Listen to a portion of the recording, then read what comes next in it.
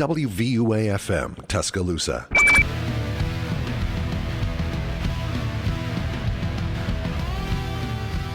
Hello and welcome to this Game Day. I'm your host, Garrett Franks. You can follow me on Twitter at Garrett_Franks. I'm joined by Peyton Davis and Tanner Thompson. Both Tanner and Peyton will be covering Bama athletics for this year. As we all know, the Crimson Tide had a nerve-wracking week 2 as they escaped Austin with a 1-point win. They will be playing UL Monroe at Bryant-Denny Stadium there today at 3. But the eyes of the nation will not be tuned to Tuscaloosa, but all around the country with this great weekend slate. We have the Nittany Lions of Pennsylvania coming down to the plains of Auburn, Alabama at 2:30 on CBS. The Cornhuskers, who recently fired their coach, will be welcoming in Boomer Sooner at 11 o'clock on Fox. Plus, so many more games and storylines on this beautiful, beautiful Saturday morning. Fellas, how are we doing? Oh, I'm doing great. Yeah, doing great. Obviously, yes. We gotta get right into it. We gotta talk about what the heck happened in Austin, Texas. I mean, Peyton and I were on the show last week, and we were talking about how, man, like, we really just didn't see this as a close game. I think they even predicted like a 53 to 20 type game. I think we predicted by 21. I don't know. The only person I can genuinely give credit for that said it was going to be kind of close was my dad. My dad was like, "Yeah, we're going to win by like 1 touchdown." I'm like, "Okay, whatever, old man. Like, you're off your rocker." But no, he was right. Paul Franks is right that day, and I have to give him credit for that. But we got to talk about what happened. We got to talk about that. We got to talk about obviously the biggest storyline in that game. Quinn Ewers going down around the middle of the first quarter. What was kind of y'all's reaction when Quinn went down? Well, shades of 2009, kind of, with Colt McCoy. That's how I felt initially. Houston Card is a decent college quarterback, but he's kind of been the journey, like not the journey, but the backup for his career for Texas. It was kind of the offense lacked juice after that, and we couldn't really respond. We couldn't really, build on that momentum. They go down, of course, they score the next few plays, and then a lot of punts after that. Discipline issues, lack of speed at receiver all stood out to me. Offensive line was confused. It was the raucous sellout, record-breaking crowd in DKR, and it was 120 on the field. Alabama's not used to playing at 11 a.m. on the road in a hostile environment. So hopefully that plays a little bit of a factor. But at the same time, you got to be better. I mean, I remember, you watch Ja'Cory Brooks almost, cost Alabama an interception in the first half. There's a lot of just sloppiness of the route running of receivers, and there's no separation. It was just overall kind of a sloppy day especially for the Alabama offense. Absolutely. I would say Quinn Ewers looked like the truth in the first half. That guy was dealing. Of course, that I guess it was called roughing the passer. Yeah, it's the body weight thing where you drive them in the field. So, which we have to talk about that for a second. Do we like that? Because I didn't like. I saw listen. Obviously, I didn't want Quinn to get hurt, and you could tell that Dallas wasn't trying to hurt him by any stretch of the imagination. But the idea of that you just can't simply tackle a guy by going down on it, that just seems a little insane to me. I think if he gets up right after that, they don't call it. Mm-hmm. I think because he stayed down, I think that definitely helped in the passer call. But roughing the passer becomes so weird nowadays. It feels like almost every game there's a third down that completely divides a drive off the passer call. And it just seems very just because he maybe hit him a little lower than you want. But at what point are we just kind of going away from the split? Exactly. I don't know what Dallas Turner's supposed to do there, but by the rules, it is roughing the passer. Yeah, I mean, as a coach, what do you tell him? What do you tell him as a coach? I mean, the whole driving lane nowadays is tough. That's how you make a tackle. That's how you make a tackle in every other situation. And yours was kind of his. I would say his posture was really, really high because he was trying to throw the ball away. Mm-hmm. And when Dallas kind of just went low on him, and he's like almost in the air. Yours is, and Dallas has his shoulder in his chest. I mean, he can't just carry him and put him down. It's just it's like the whole thing in the NFL where you're the joke where you pick up a guy and you're supposed to lay him down and tuck him in at night or something like that. It has gotten just much less physical for the roughing passer for sure. We also got to talk about the other very controversial call of Bryce Young in the end zone getting tackled. That was really a safety. Very weird. And it was honestly so. I've never in my 21 years of watching college football, I have never seen anything like this. So when he got tackled, he threw the ball and he got tipped and whatever and went out and they called it a safe. They called targeting initially, but that was a mistake. They called roughing the passer and targeting. Yeah. So they reviewed for. I mean, I'm talking about they reviewed 15 minutes. It was almost like a CBS commercial. Yeah. And then And then they come back and said, oh, no, the roughing the passer was like, that was a mistake. And so is the targeting. Which obviously, it's the not targeting is just... But he threw the ball out, and like it was tipped, so it's not intentional grounding. And like, I wasn't at the game. I was watching it with some butt friends, and like, we were just kind of like sitting there, and no joke, one of us had the NCAA rule books out, looking at the intentional grounding rules, looking at the target. We were like, what just happened? Like, if I'm gonna be honest with you, I genuinely think that they messed up on the call, and they got embarrassed about the roughing the passer, and they just were like, no, we didn't do that. Because like, I don't think there's a rule where you can like unsay something. You can't. They tried to blame it on I misheard the call. The head judge said I misheard the call. It's weird. It just felt like a weird compromise because it wasn't a safety, it wasn't a target, it wasn't a roughing the passer. All three of those things were called into play, and I think it just felt like some weird compromise to call it. It felt like intentional grounding to me. I mean, I was when you rewatch it. I'm with my friends, so I'm not really listening to the call, but or like the announcers. But it felt like roughing the pass, or not roughing. It felt like intentional grounding to me. Like the ball doesn't get inside. Crazy play by Bryce Young, super athletic, like cartwheeling, throws the ball. You know away. what it reminds me of? There's always that meme from NCAA 14 where the guys. Right. That's legit. Like it genuinely made me think of that. But I was saying, I was like, that's intentional ground. I was like, obviously, from a Bama perspective, I was like, thank goodness that's not. Thank goodness that's all they went for us. But I was like, that was like the sky's falling. Yeah, this is intentional grounding. Like, what are we doing here? I think this is plain as day. Absolutely. The reason why it was not intentional grounding is because as he threw it got tipped by a Texas defensive lineman. I didn't see that. Yeah. So therefore, it's technically like it was going in the direction of a player. So which is the right call, but it just. It's weird. It looked really bad. It looked really bad on the officiating. And we got to talk about Will Reichard. Ice in his veins. Yeah, always. Yeah. Mr. Hoover himself, Will Reichard. I mean, just absolutely. Bama does not win a game like that 5 years ago. Of course not. They don't. Of course not. It's just it's so interesting because Will Reichard, even 50 and in, he's kicking a 45-yard field goal. My feelings as an Alabama fan is always pessimistic towards kicking, but he's been so solid. And he continues to come up big in big situations. And he nailed 2 50-yard field goals. Yeah. I think it was a 43.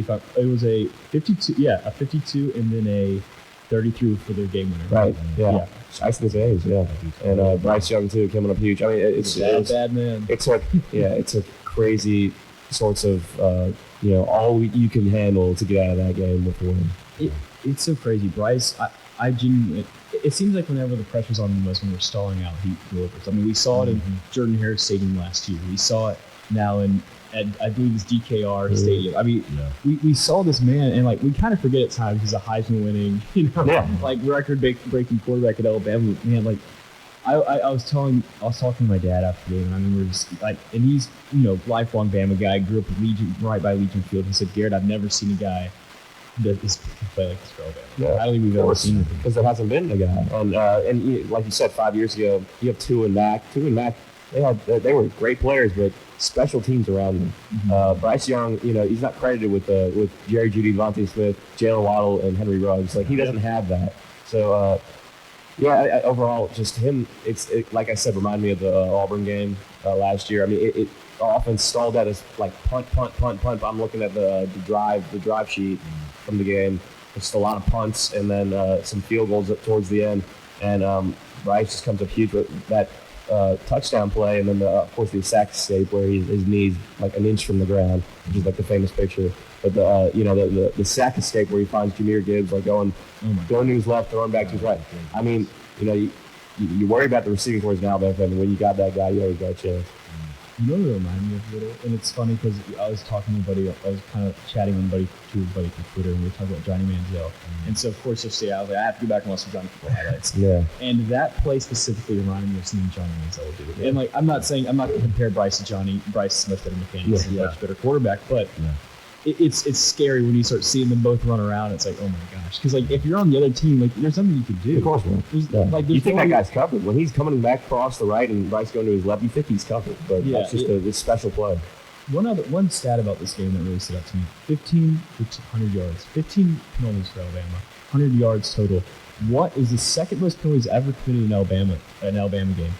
I believe it was 1996 versus Georgia when we committed 16. It's like most in the Saban era by 3. Yeah, it's it seems like every game that Bama loses, whether it be Texas A&M, go back and look at the penalties. It's always up in the 10. It's always above 10. It's always above 9ish. Around there. The PI calls is generally, especially last season, those hurt us. Yes. We'd be going up against these teams where defensively we'd be succeeding for most of the game. But then it just felt like some of these teams figure out just putting a go route on the outside.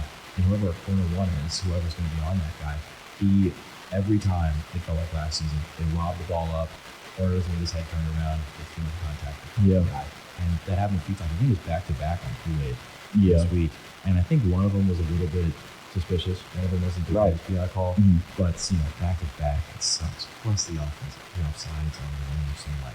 Yeah, that was frustrating. And, Will, you expect a little bit more from, your team leader? Yeah. Like you said, team leader, exactly. He needs to be better than that mentally, especially on the unnecessary roughness call where the guy he's on the ground, he gets something, then he hits him again. Like that stuff can't happen. The mental errors, pre-snap penalties, and then I thought the tackling mechanics in the first half were terrible. You go so high, you keep getting the face mask. That's what's going to happen. Yeah. So, the first half especially, super sloppy. just sloppy all around. Every aspect of the game, it felt like, and it just felt like there was no juice or anything on the sideline. Bryce and Will stepped up as leaders last year, but that's the same. And this team's a lot better, I think, than last year. So I think that you can turn around. But the wake up call game, whatever. That's the quote that I've heard a bunch this week. Wake up call. That's what I heard last year against Florida when you barely escaped the swamp to win. Yeah. That's what also was kind of reminded me of. And it's the wake-up call, but at the same time, you turn around a few weeks later, you lose to Texas A&M. So it has to be turned around now. Yeah. One thing that stood out to me a lot about this game, Texas only threw 12 on third down, which is really good for them defense. But they had 25 first downs.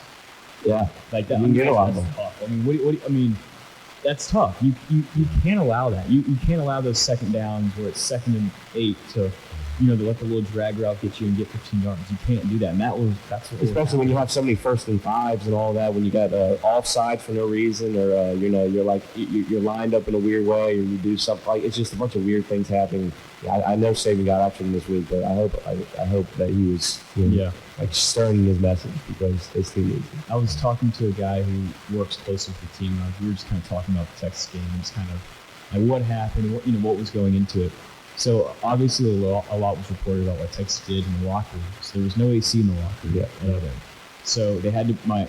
The guy who I was talking about told me they brought portable AC units, but it still didn't mean much. It was still. That's why Brian Branch didn't play in the fourth quarter. So he had cramps because obviously when your body's on 120-degree turf, you can't really work that well, especially when you don't have air conditioning in your locker room. A lot of things like that I've heard from fans that the game day experience wasn't that great. It was. The concourses were very small and narrow. No TVs out in the concourse to know what was going on. It was rough sledding. It didn't seem like they were necessarily prepared for a SEC type venue. I got to ask one question before we move on to the next game. If Quinn Ewers doesn't get hurt, does Bama win the game? See, my thoughts on that is that, of course, everything you've heard is that Bama loses by 2 touchdowns if Quinn Ewers stays in. But I don't necessarily agree. I think the game kind of changes and it feels more like a shootout and the offense is kind of more buttoned up. But honestly, you win by 1 against Houston Carter. He's not a very. I'd say he's probably middle of the pack at best, a backup level quarterback in college. Quinn Ewers is a 1.0 prospect. He looks to your, what you said. He looks so special and he was dealing. But I would say we probably don't win the game, but it's closer than people think. Part of me wants to just say no comment, but. I would say Quinn Ewers in that first half, a lot of times I would expect out of somebody who's as highly touted as he was out of high school, and he's got the long-term he does, you would think that once he gets that shot, he gets a little aggressive, especially if he really wants to send the ball downfield. But he didn't. He took what the defense gave him. He actually really had a productive first half. And, Hudson Card came in. I think Hudson. He came in, and he was almost going for way more. In terms of deep shots, he was going for way more than Ewers was in the second half. And, I think Bama probably could have still taken Quinn Ewers. Obviously, I want to say that just, as a Bama fan. But, it's pretty hard to say, especially with how well Quinn Ewers played in the first And again, it did remind me last year, Auburn, in this way too. TJ Finley's the backup quarterback. He gets his ankle hurt, and he can barely throw the ball down the field at the end of the game. And you saw that with Hudson Card when he's trying to take those deep shots. He's throwing them like 10 yards inside. And I totally forgot that he was like barely even walking. Exactly. Yeah. It's the same with Finley. So it's just one of those games where you got to be better. Absolutely. So moving on to another big game that happened this past week. App State beating Texas A&M, and it still boggles me. Why on earth do these teams schedule App State? It makes no sense to me. They are a program killer. They destroyed. They beat Michigan, obviously, in the famous the famous block game. Obviously, they have another block here on fourth quarter around the 3-minute mark to beat Texas A&M. I mean, what went wrong with this Texas A&M team? It seems like everything's kind of falling apart. They're changing quarterbacks. You had a 5-star corner who started from Denver. Harris posting a video of him driving through a parking deck at like 40 miles an hour, and you're like killing people. Like, what's going on with the Aggies here? Yeah, it's kind of the perfect storm to me of Haynes King and just the offensive lack of just innovation. It's like an expired offense. It's weird. It feels kind of wonky and kind of not buttoned up, to use that phrase again. It's like the same offense from the 2014. Jimbo Fisher just won't acclimate to the times. They won't spread people out, and Haynes King does not have the arm talent for sure to help them out in that way at all. But it's that defense is so loaded with talent. But when the time of possession is, I have it right here, 41-29 to 18-17, like 41 minutes and 29. You're expecting your defense to play for that long. I don't care who it is. But the thing that stood out to me the most is that App State at home last week, they were 63 to UNC, and A&M could barely get a first down. Like it was sloppy and bad, and there like nothing went right for that A&M. I mean, 97 yards passing for Haynes King against the. But on the efficient 13 of 20. Yeah, yeah. Analytically, he did great. Yeah. But yeah, no, it's just so rough for them. I mean, it's got to something's got to change, and that offense lacks juice. And Anai Smith's kind of like the only guy who seems like he's like really a player that can play the next level to me. So it's just kind of a perfect storm of just everything going wrong for him. Yeah, I think Haynes King holds that team back. And I mean, maybe to an extent it's Jimbo Fisher, because I mean, people keep regarding him as kind of an offensive guru for some reason. Mm-hmm. And yeah, if you are labeled an offensive guru and you go up against a defense that allowed 63 points the week before to UNC, and you have 56 combined 4- and 5-star recruits, you put up 14. I'm sorry. Your offense puts up 7. They had a kick return for a touchdown. Your offense puts up 7. 7. How I feel like there's almost excuses being made for Jimbo Fisher. And I feel like most of that has to fall on him. He has the talent, and he's going up against the defense that we know is not great. But they made A&M look like terrible. It feels like they should be ahead of where they are right now. Yeah. I mean, obviously, I get the first few years kind of being 7-5, 8-4, kind of stumbling around. That makes sense. Football teams, it takes a little longer to flip than others. But, man, I mean, we're year 5, and we're still talking about embarrassing losses like this. Max Johnson, who's going to replace Haynes King this week, and we'll talk about that when they play Miami later, probably in the second hour. That's how much better can he really do? I mean, I like Max Johnson. He did decent at LSU, but still, I feel like he's more of a glorified game manager, but probably still better than Haynes King, because you can't get much worse than Haynes King. Yeah. I don't know. It's very weird to me. I think it elevates the team a little bit, but not. It doesn't move much. And to me, if this next record-breaking class, whatever the one that they spent $30 million on, what are they doing? I don't know. Like the record-breaking. Don't listen to Bro Bible. Jimbo might sue. Exactly. He's all over that. But I think if that class doesn't pan out, they keep going 8-4, then the seat gets a little hot for Jimbo Fisher. But it's like all this talk coming into this year, and Desmond Howard putting him in their top, which was a weird top 4, but still having winning the national championship. I mean, it's like like you said, it should be further along. Like there's no way at this point in Jimbo Fisher's tenure that anyone expect them losing to App State, especially with the recruiting classes they're bringing in and all that. I mean, it's just like you said, 56 combined 4 and 5. I mean, it's unbelievable. Real. I think people just keep saying, "Oh, give A&M, 2 years." Keep giving it. It feels like every time they face a tough loss, everyone keeps saying, "Oh, give them 2 years, give them 2 years, give them 2 years," and it feels like this has happened for the past 5 years. And And again, like I was saying earlier, but with giving Jimbo Fisher excuses, it feels like you're just kind of, it can't be his fault. It's a college team that he just, quote unquote, just took over. But I think to a certain point, you have to take a better look at that. Absolutely. Real quick before we go to break, Florida versus Kentucky. Obviously, Kentucky getting the win here. What was kind of our thoughts? You said it perfectly. You're like, I'm taking a little bit of victory lap today. Yeah. You're like, I'm not going to drink the Kool-Aid on Anthony Richardson. And I wasn't necessarily drinking the Kool-Aid, but I was like, there may be something here. The way he played against Utah, the way he conducted himself. Obviously, that didn't pay off here. Losing 26-16. Peyton, the floor is yours. I'm going to take a victory lap here. Please blow it here. I just think that everything that I thought was going to happen kind of happened. Florida drank their own Kool-Aid. They were listening to Rat Poison, like I said last week. They did it all this week. And Anthony Richardson, we've talked about before that Utah game. You and I, we were like, I'm not sold because he can't do it on a week-to-week basis. And I think today that they have kind of a bounce back, whatever it is. I think USF's a little weaker this year, but I think they try to run. You got to establish some sort of identity on this offense.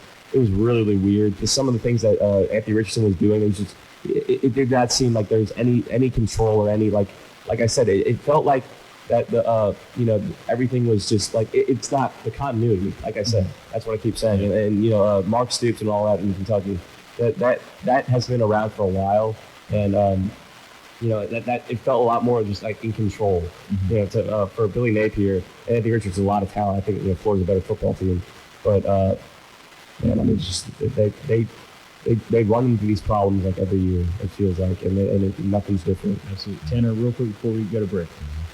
So I think I was kind of in the same boat. Obviously, I don't have the vocal record to back it up, but once when that Utah-Florida game happened, everyone was real high on Anthony Richardson. Don't get me wrong, I get it. Like, incredible athlete. But when it comes to the game of football and playing quarterback, I would have remotely sold on him. This is a guy who I think he threw more picks than touchdowns last year.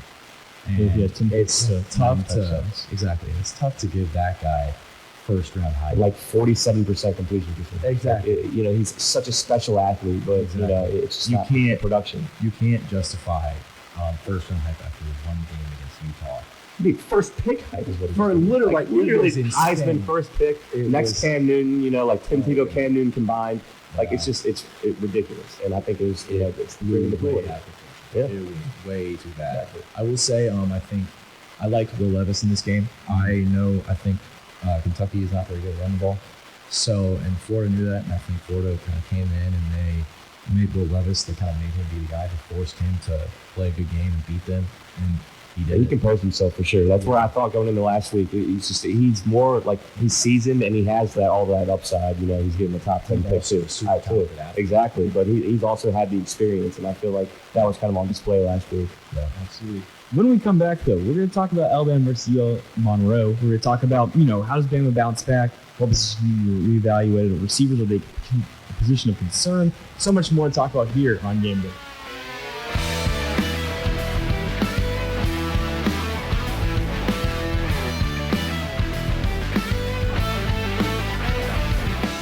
WVUA FM, Tuscaloosa.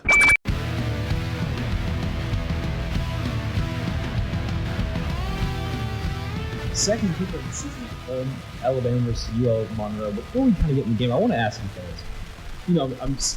I'm obviously a student here. I'm hearing a lot of things from around students. Are a lot of students that or friends that you have, are they going to this game today?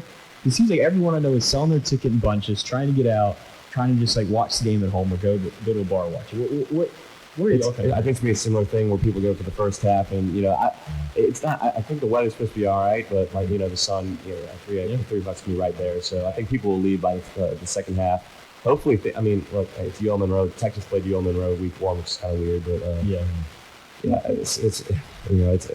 it's hard to me before. Sorry to ramble, but before when you have a game like that where you barely squeak by, I don't want to turn around and play UL Monroe and Vandy. I just don't. I want like a Mississippi State or an SEC team that's middle of the pack to kind of challenge you. Yeah. I want that, and unfortunately,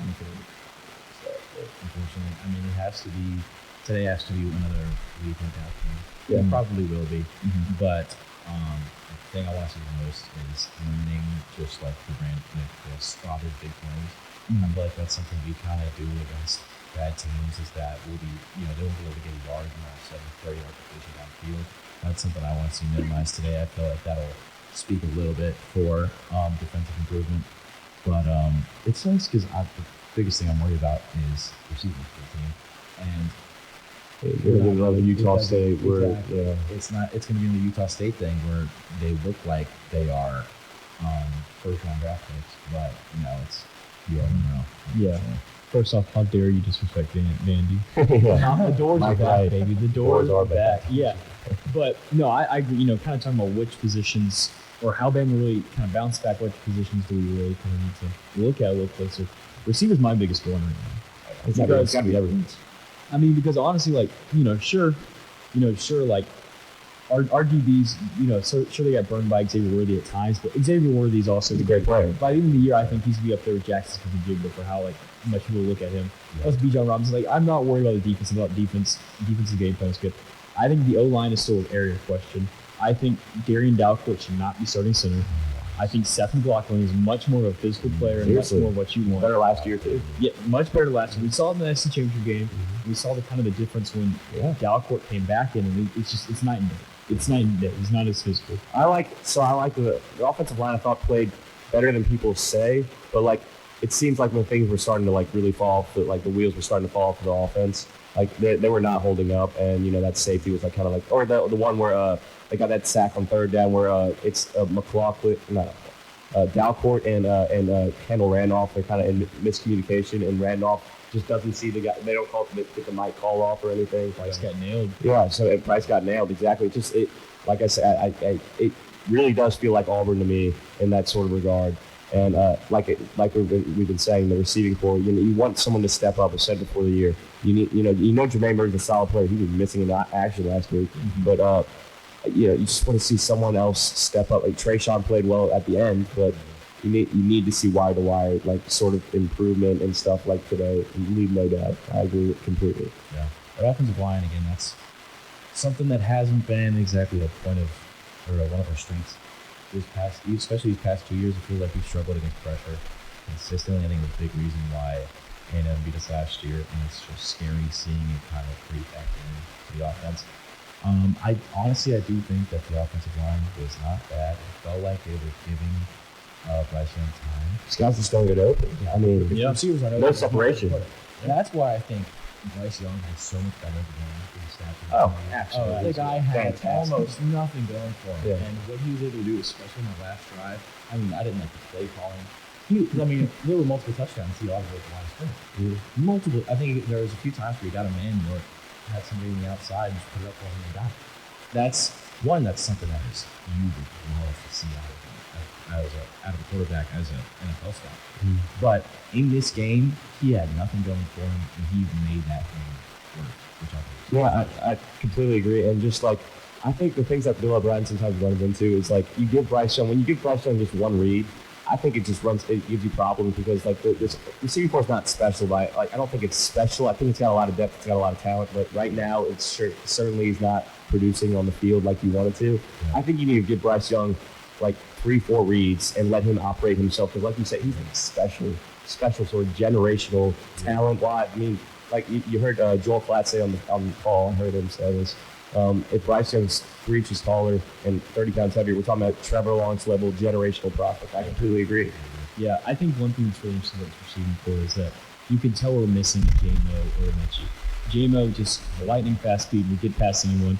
Mechie, he wasn't necessarily the fastest, but he just knew ways to get open. He's such a smart route runner. And obviously, I think they're both going to kill in the NFL once they get healthy, once they both recover. So. But yeah, I really do agree that, I like Trayshawn Holden, I like Cody Preachers, I like Corey Brooks, Jermaine Burton, I'm so on the fence about, but Trayshawn's got to step up. And I say this, as someone who has had multiple classes in Trayshawn, I like Trayshawn a lot, great guy. You've heard all good things about him in the offseason. Genuinely just great guy, I like him a lot. And so he's a guy you want to root for, you want him to do well just because he's a nice person, and just fun to be around. Yeah, that's really one thing I want to talk about. But also the rushing, I want to talk about this rushing attack because I thought Jamar Gibbs Obviously, he was kind of our lifeblood when it came to receiving and running last week. But Jason McClellan, I think Jason McClellan might be one of the most underrated backs in all of college football. Sorry to cut you off. No, go ahead. If he's on a different team, he could be all-American level running back. Absolutely. You know, and you can't. The things that you're running into is 39 passes, 21 runs. Like Alabama's efficient. Like I know you have 180-yard run, but you average 6 yards per carry. Like, just keep him honest. And it's 2-to-1 run to pass ratio. Like that sort of stuff can lose you games. That's one thing I'm concerned about when it comes to the big matchups. Like we can't without a decent run game, and don't get me wrong, that we had the 81-yard touchdown, but we did not run the ball that well outside of that. Right. Jahmyr Gibbs had a great receiving game, a really good receiving game, but we were not able to run the ball outside of that. Yeah. And if you want to compete against high-level teams, you have to have a respectable run game. It doesn't have to be elite, but you have to have a run game to where we run exclusively. I don't think I've seen Bryce Young line up under center once in his career. And so if we're going to be calling all these, inside zone draw plays, one, I think you can get a lot more creative in the run game. But if we're going to call those plays, they've got to be successful in their shot. Yeah. So I think we have to make the run game a lot more respectable. I don't like, and again, like you said, not giving Bryce Young I don't like the screen concepts. Really run. Like those little bunch stack outside things where two receivers go up and makes a block, so one hangs back and he gets the pass and goes for it. I've never liked those calls in general, and I feel like it doesn't look like they work. My least favorite play call, sorry to cut you off again, but my least favorite play call is a boundary side screen where you run to the short side of the field, you throw it to him and you just expect it. There's a lot of guys over there, there's not a lot of space to work. You give them you just throw them a little quick screen and expect them to just run 2 yards, maybe. It's one thing when you have James Williams, we do not have these. Yeah, yes. And we just keep running that, and I don't like that call. And also, I think there's 3rd and 2, and then I think it may have been a goal line thing where we lined up and done and just called inside zone. We need to run the ball there, and it's okay to get in a little bit of a more run finish. You know what I mean? Yeah. We need lead blockers. We need extra guys on the line because I refuse to. The thing is, when you run the ball, you keep the defense honest. You move the safeties up, so therefore that opens up that big game action. Last year we didn't have the greatest running game, but we had a respectful running game. Brian Robinson's so reliable. Very reliable, especially from the back. Yeah, he was very reliable. And then also before Jace got hurt, before Roy Dell got hurt, they was very respectable. And then obviously, I think Roy Dell didn't play much because of cramping issues. That's kind of been the consistent theme what we talked when we talked about this Texas game. But yeah, it's really interesting. Someone tweeted, I hope it was joking. I think it was more so joking and say, why don't we throw Joe Milrow out there? Put some gloves on and let him run. But yeah, no, that's really interesting. I'm really excited today though to see what this receiving play is like. I really want to see maybe some younger guys get in for a bit. I want to see an Isaiah Bond. I want to see I want to see more Ja'Cory Brooks because we're not getting a lot of Ja'Cory Brooks. I want to see some Kendrick Law. I just want to see more of these younger guys maybe get a chance because right now I've never been super high on Jermaine Burton. Even when he transferred here, I never thought of him as like, oh, he's going to be 1,100 yards, 10 touchdowns. I always kind of assumed, okay, he's probably about 500 to 600 yards, 4 or 5 touchdowns. I've just never been super high on him. I don't think he has great physical tools, and I think we're kind of seeing that. He had a few drops last week, and that was a consistent issue throughout this. From what I heard throughout the summer, of him having an issue with dropping balls. Yeah, it's just the separation that's just stood out. You're not getting it. And you need a guy like we talked about the break, Tyler Harrell, which, all the things about Tyler Harrell excluded. Like, he might not be a great receiver, whatever. He's not James Williams, of course, but he has that track speed. And track speed at the bare minimum can open up and give you more space without having to have a reliable run game. And the thing that stood out is what you said about Brian Robinson's so good between the tackles. I think Jace McClellan's a great player. I think Jahmyr Gibbs is a good player, but it's not really, you don't have the thunder and lightning sort of thing. They're both kind of those inside zone / runners. Who and I think Jason McClellan's a really good pure runner, but they're not like big strong guys.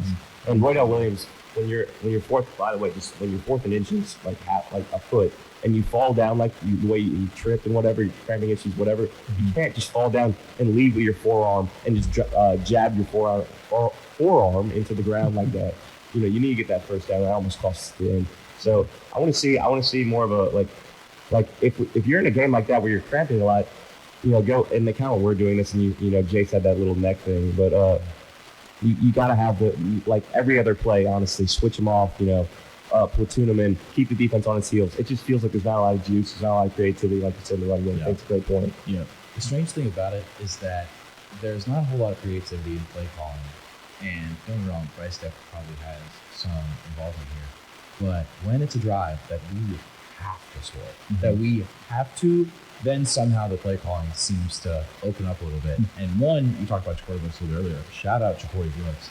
That last drive, he came up huge. I think he had 2 big, 20-yard receptions. Trayshawn Holden also had three. The only catches he had were in the third, or I think he had one in the first quarter, which was like a -2. And then he had 2 or 3 in the fourth that were just like, man, great, just excellent play by the guy. Like, where have you been? No. All game. And this is the thing that stands out to me, the thing that I really hope that kind of becomes the revelation in this offense. Just the best offense for us, when you need to, it's just passing downs and whatever, you go empty with Bryce Young, you let him operate, you let him survey the field and operate. You don't limit him with the play calling. You don't limit his ability. Like that's the thing that sometimes Bill O'Brien needs to do. And Bill O'Brien's been a kind of a polarizing figure because you either love him or you hate him as an Alabama fan. And I agree with you. Sometimes it happened last year for a few games. You run into times you're just like, man, do something to get scheme people open, and especially with this receiving core, where you don't have that burning speed right now, you got to scheme people open. So that's the thing that stands out. I got to ask, if going into this game, if you were Nick Saban, who are you starting at your 3 receivers? Mine would be Ja'Cory. I think Kobe Priest I still don't think we have enough game film on him to really give a true evaluation, and then Trayshawn on the other end. Yeah, no, I would probably if it were a big game, then I'd probably give Burton the nod, and I want to see his chemistry with Bryce continue to develop, because I think in terms of a national standing, he's our number 1 receiver. But at the same time, you need to give these younger guys a shot. Is really what I would do. Like first quarter, play Kendrick Ball, play some of these other guys. Like these guys need experience. And especially last year, the Natty, run into a bunch of injuries. These guys come in, and Ajayi Halls and your younger guys of the world, they don't seem like they're ready for the moment. And so you only know it's not going to make you ready for the moment, but game experience is very important. Yeah. I like Ja'Cory Brooks being in. I think you still got to put Trayshawn Holden in. But I honestly think that, I like Kobe Prentice, and I think he could be good. And even when we were playing Utah State, someone there was multiple plays that were designed for Ja'Cory Brooks. And I think he looks solid in the open field, but I still think I like Tanner Thompson than I do Kobe Prentice. Obviously he did not have a good game because he didn't have the breakaway speed at all.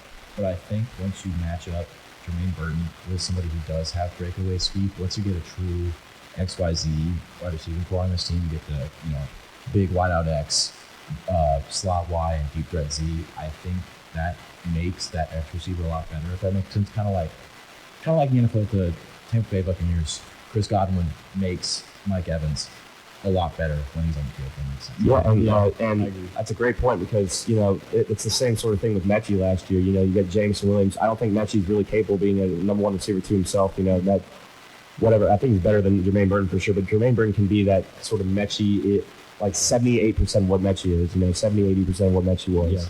I got a question. You got to kind of flip on the other side of the ball for a second here. Who would you start opposite corner in Kool-Aid? Because I feel like right now Kool-Aid's locked it down as prior than what we did. He had a great game. I thought he did well, but some people don't agree. But whatever. I mean, really, the only thing that matters is Saban. But I'm curious, who are you starting opposite him? Because right now, I have no faith in Kyrie Jackson. No, not at all. No faith whatsoever. It felt like when Worthy was getting a big play, you saw the number 6, Kyrie Jackson, K. Jackson, stumbling down or whatever. I want to see Eli Ricks. He's still, I think, a little banged up. I want to see him start to establish himself in this defense, because I think he's the best player out of him, Terrion Arnold, and Kyrie Jackson. But I thought Terrion was good, but it felt like whoever was at that number 2 spot, they were picking him, and Sark knew it too. Yeah. I don't know. I think I'd probably like Larry. Yeah. Somebody, I guess Brian Branch has played more of a slot corner most of this. Yeah, he's a star. Exactly. So probably Eli Ricks if I had to choose. But again, that's why I'm keeping such a close eye on cornerbacks, because I don't think there's a true answer for who you put opposite Kool-Aid. But regardless, I think what I want to. We know the front seven's good, but the amount of missed tackles we had against Texas, and it wasn't even a problem. Like, we were getting in the backfield, but especially Jalen Reed, he was getting in the backfield, but like you said earlier about tackling for him, we missed so many tackles.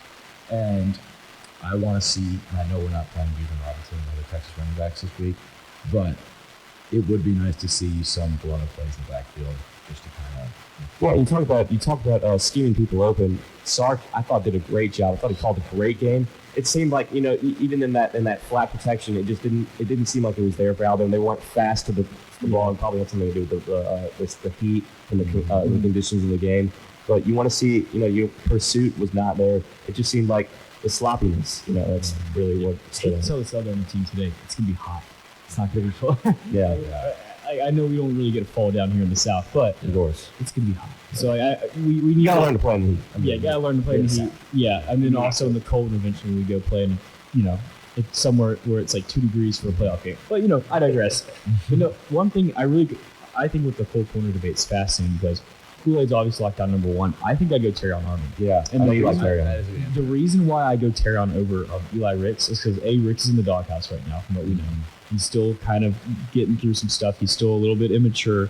He has all the talent in the world, but he can't put it together really, and that's a big deal. Like, I don't think he should be, just because he's a talented guy, he should not be leaping over other players because of maybe a poor attitude or just Saban's like, we need to kind of get him figured out. I mean, it's kind of the Agiye Hall conundrum last year. Agiye Hall probably was one of the most talented players in that receiving room. Heck, maybe on the team. Yeah. But yet, I'm glad Saban never played him outside of when injuries. He's being proven right now. Yeah, because then what does that tell the other guys who do it the right way when Agiye is not doing it the right way, or Eli Ricks? And obviously, I'm not going to speculate what Eli is doing wrong. I'm just from what I heard, he's just kind of in the doghouse a little. Nothing official, just that doghouse. Yeah. So once you're in Saban's doghouse, it's kind of hard to get out. But we know guys that have gotten out. I mean, Rolando McClain, one of and that maybe sound like an old head out here, but one of the best middle linebackers in Bama history. Yeah. It's possible to get out, but it's a hole. You have to get out of it. Yeah, you got self-improvement fast. Yeah, and I think Arnold's one of the most athletic guys on the team. Could have played basketball, had an offer to come walk on with the team, say to DeQuincy actually, or Kool-Aid, I guess, his Christian name Kool-Aid. Yeah. But I like Arnold a lot. Very athletic, but still learning, still only a redshirt freshman, so there's going to be some growing pains, and I think that's what the next 2 weeks can kind of help out with. You're not going up against elite guys in UL Monroe and then also Vandy. So, it kind of gives you some time. Okay, we can make mistakes. We can learn. We can kind of fail a little and grow from it. So that's what I would do. Terrion Arnold, he almost started 3 times last week and he allowed 1 catch. I'll take that. He played 30 pass coverage snaps, I think. So. Yeah. And the thing is, the problem was they were picking on Tyree Jackson when Arnold was getting tired because it's 1,000 degrees out there. Yeah. But also they're picking on our stars. I really like Brian Branch, but he kind of struggles a little with the pass coverage. He's not as good as Malachi when it comes to pass coverage. Malachi is a little bit and Malachi's like we said, the tackling whatever, but Brian Branch wasn't. You want to see he's got to make up for the lack of pass coverage in the run game, and I didn't think he was really great at that. But really good week 1. Yeah, Brian Branch, but. Yeah, Utah State. Mm-hmm. Yeah. And I think that's what's kind of smart about the scheduling is because you have 2 weeks of kind of, hey, let's figure out what happened, what went wrong, let's fix it. Yeah. You have 2 weeks, and then you play, in my opinion, the third biggest game of the year, or not third, but one of the top 5 biggest games of the year in Arkansas. Yeah, because I think Bama's going to be on it. I'm already going to start ringing the bells now. I've talked about during break. I think that's where Bama maybe stumbles, if anywhere on the schedule. I don't see it against A&M. Maybe Tennessee, maybe Ole Miss. I'm not too high on this team. I'm still gathering information on them, trying to figure out what they're going to really look like. But I'm not very high on them. But Tanner, you had something. A team I'd worry about a little bit, or maybe it's because I'm high on it, but Tennessee, I like Hendon Hooker, and I think the way their offense runs, they kind of just put Hendon Hooker in going and just let a bunch of guys go. And I think against this team, that could be a point of contention, especially against our cornerbacks. Defensively, I'm not the biggest fan of Tennessee, but I do think that offense will make a Michigan game. It could be a shootout. Yeah, and running that high tempo offense, that gives Alabama historically some trouble, especially in a man coverage scheme when you got to hurry and kind of you're confused on what the line checks are whenever you can't get those platoons in. That's the sort of things that can make us struggle. So I think that I would say that they're our biggest threat as of right now. If you look back in the history of the games Bama has lost, you look at a lot of self-inflicted wounds, penalties, but also a quarterback that plays the game of their life. And they usually have a model. They're usually a little bit taller. They usually can move pretty well. Quinn Ewers was setting up for that. Yeah, when you were setting up for that, I think when you match that profile, Justin Jefferson, or KJ Jefferson, excuse me, not Justin Jefferson, my incredible fantasy receiver, by the way, 36 points last week, helped me get the win. But not to plug the fantasy team there. But when you have KJ Jefferson, and then you also have Hendon Hooker, both those like kind of 6'4" and up, big body, can run well, can throw very well as Hendon Hooker also. Hendon Hooker is a very good quarterback. To me, the fact that he got away from Virginia Tech is still just it shows kind of the ineptitude of that program. Yeah. But yeah. So when we come back, we're gonna take a quick little break here. When we come back, we're gonna talk about a little coaching carousel stuff because it's already starting, sadly, with Scott Frost getting the boot on last Sunday afternoon. We're gonna talk a little bit about that. What Nebraska should look for, who they should look for, possibly who even's next on the hot board, who's going to be the next guy maybe gone after Scott Frost. And then also we're going to talk about Marcus Freeman. And I have to recant some statements because I'm a big Marcus Freeman guy, and I still am standing with him. I'm still a part of this Notre Dame Irish culture. I'm rooting for him. But we have to talk about it. We have to discuss the first 3 games of his tenure. And you'll hear that next in season.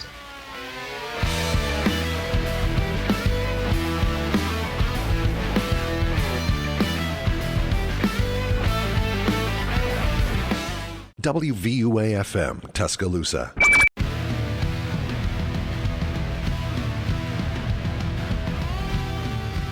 Obviously, second hour of the show. Garrett Franks, Peyton Davis, Tanner Thompson here. We're going to talk a little bit about before we get into games all around the country today, so there's a great slate of games. We got to talk about Scott Frost, obviously getting fired after about 5 years there up in Nebraska. I mean, my initial thoughts were, man, they could have waited until August or October 1st to where the buyout dropped $7 million. And they said, "Nah, we'll fire you 20 days before that." Like that, like Southern, man. I mean, destroyer of teams. I mean, you got to remember back in 2015, Georgia Southern beat Florida, and that was kind of the end of the Jim McElwain era. Yeah. And now so I mean, like, just don't schedule App State and don't schedule Georgia Southern ever, because that destroyer of programs. But what are y'all's initial thoughts? Because like when Scott Frost got hired, I thought this was a home run. He was killing at UCF. He's a Nebraska man. He won a championship for him and everything. And now it's like 5 years later, it feels like a funeral. Yeah, it's just like a like funeral right now. My 2 initial thoughts. What you said first was, of course, with the buyout was so just stood out. It's just crazy. A Nebraska guy, Scott Frost, gets fired 20 days early, and they lose. They get the buyout is double what it would have been. And then the second thing that stands out was really just remembering the Scott Frost era in Nebraska. It's like some of the worst close game team play of all. It's all time bad. Like the Atlanta Falcons are better. Close. I can talk about Falcons. Right, we have a lot to talk about there. It's just I don't think he's a bad coach, but I think there's just a lot of just ineptitude and whatever. I thought they were going to be better this year. As a team that people were high on, but man, I mean, Georgia Southern, just bad look, really bad look. Part of me thinks that, and honestly, I kind of doubt it because he's a former Husker, but to fire a coach, when you only have to wait a few weeks for it to be half the price, for it to be literally 7 instead of 15. Yep. Part of me thinks that there almost has to be some locker room distaste as well. And again, you wouldn't think there would be, but firing a coach midseason, that's something that's already just a really ambitious idea, I think, from a program. And 2, literally not being able to wait the few weeks for it to cost half. I feel like there has to be a little bit more than just the play on the field, but that may be a I bet the players don't even play they don't even listen. He's like in one ear out the other. That's what that kind of stands out. I think that was the same as at LSU. I think it was the same with Cuss Miles. Things like you just go in one ear out the other. It's just that sort of thing. So I want to talk about something about Scott Frost. Apparently, in the past few days, some accusations have come out, and so we're just going to kind of report what has been said out there. Nothing too crazy in the sense of like nothing, no sexual misconduct, thankfully, or anything. But apparently, so this is from make sure I get this right. This is from a radio show or a Mike Survey appeared on the sports video podcast after Nebraska parted ways with the coach. Obviously, he does some radio up in Lincoln. He says he can't talk about his head. So these are some of the accusations. Head coach showing up late to practice. He can't talk about his head coach not making recruiting phone calls. Apparently, he had assistant coaches going to the athletic department. The AD saying, "Hey, this is happening. Help us. That should not happen. You should not have to have your assistant coach complain about your head coach because he's not doing what he's supposed to do." So maybe it's to the point where he knew he was a dead man walking, more of a lame duck situation. And dead man walking for sure. I mean, I'm not gonna lie, I didn't know that. That makes my I didn't know it until I was pulling up some stats. Weirdly accurate. That's awesome. I mean, it's just I feel bad in the sense of like it wasn't supposed to happen this way. I mean, you start, going to. We all knew that Nebraska's be a rebuild, like going 4-8 the first season, fine. That was and then you go 5-7, then COVID at year 3-5. 2021 3-9, which by the way, best 3-9 of all time. Best it's like printing money betting on that team. Only team to ever have a losing record while having a positive point differential, which is still my 3-9 too, which is my favorite stat of all time. Yeah. And then they're 1-2 this year. But I kind of want to talk about it from a recruiting standpoint because that's something I remember back in 2018 when he got hired. So obviously having that South Florida connection working at UCF in Orlando. If you went into any high school in whether it be the Miami area or just South Florida area in general, just the Panhandle or just the Peninsula, every single recruit had a Nebraska hat on. You're like, what the heck? This school's 22 hours away.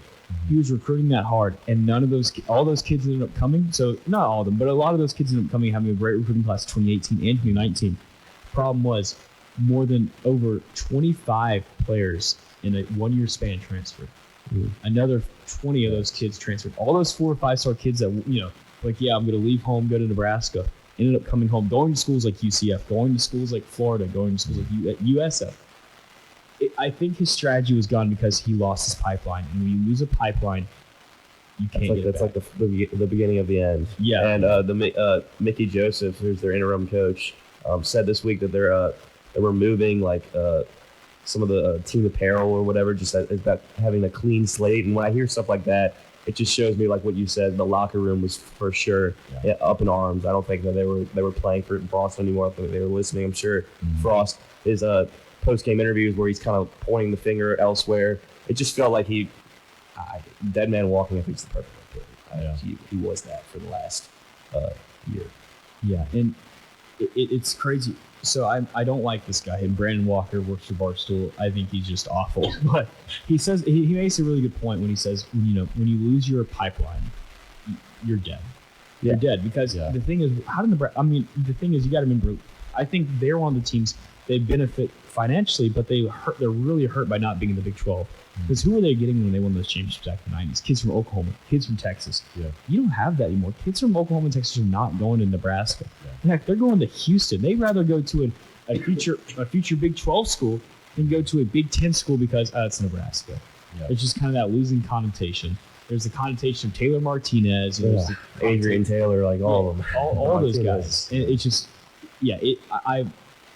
I completely understand why these recruits are kind of shying away from it. And I don't blame it. But we have to talk about who replaces him. I mean, right now, the theory is Matt Campbell. And I think that would genuinely be a really good hire. That's one of the names I wrote down. I think Matt Campbell would be a genuinely good hire. Yeah. But what's the ceiling? What's the ceiling here? What's the ceiling? Right, the Matt Campbell would be the kind of low ceiling culture shifter, but he's not like a special head coach. But he, Iowa State, he definitely for sure made that culture more of a positive, their ranks, weeks out of the year. I wrote 2 more names down. I wrote Jeff Levy, the OC from Oklahoma. I think that's an interesting one if you want to, because I think he does a good job there, and he's been around for a while. Yeah. And then Bill O'Brien is another one that I saw a few times. And I think Bill O'Brien's in kind of a lot of coaching circles, and I think he's like next in line to kind of get a head coaching job. I don't know. I think he's a good head coach, but I think any of those 3 hires kind of I feel better about Nebraska if they make one of those 3 hires than I do now. Yeah. Bill O'Brien, I think a lot of people's main problem with him, one, his management of player personnel in the NFL is so bad. Yeah, he's a GM. He's an awful GM. Awful GM. But as a coach, he led them to 3 AFC South titles, I think, the Texans. So, I mean, Up 24-3 against the Super Bowl champion with Deshaun Watson. There's something to be said about that. Then, of course, you lose your best 2 players in the span of 2 years. But I think I really do like the Matt Campbell hire. In terms of changing the program, Iowa State I think they had 1 winning season in 10 years prior to getting there. And then now they have a winning record in 5 of 6 seasons. And in 2020, they had a program record of 9 wins. Yeah. So, in terms of changing a program, it's a good program. Results. Those are just straight up results. I also I saw a little bit about Lance Leopold, Kansas guy. Right. He has turned that team around. You're talking about a team that it's a joke. A joke. The worst Power 5 team probably out there, and he's turned them into a competitive unit. There's a lot you have to say there.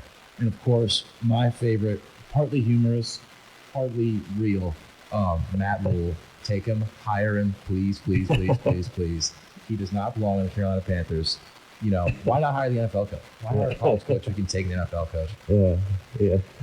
Can I give, obviously Matt Campbell's my top guy. Mm-hmm. Can I give a wild card who I think would be a perfect fit? I can better than that rule. I mean, it might be better than that rule, no. But he's an old little Cajun man who has won a national championship.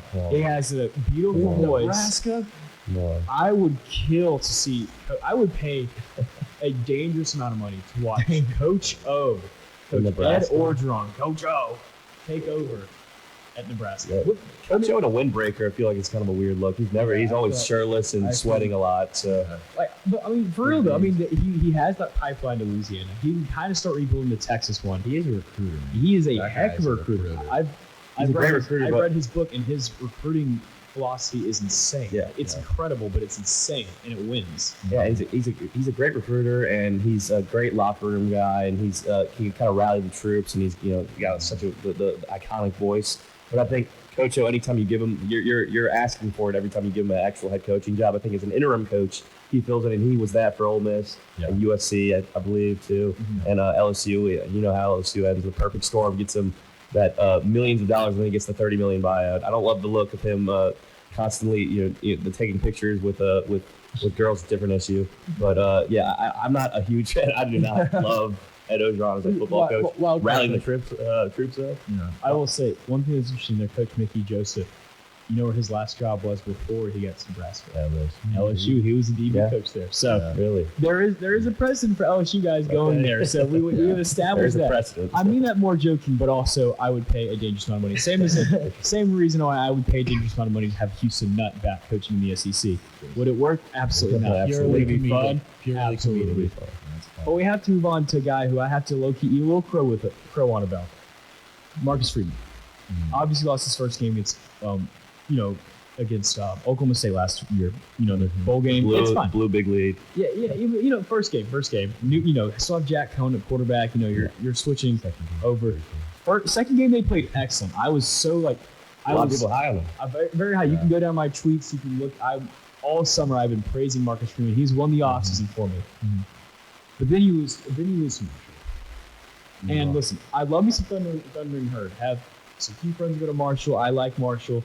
I love their coach, Charles Huff, former Bama guy, came as the running backs coach. Yeah.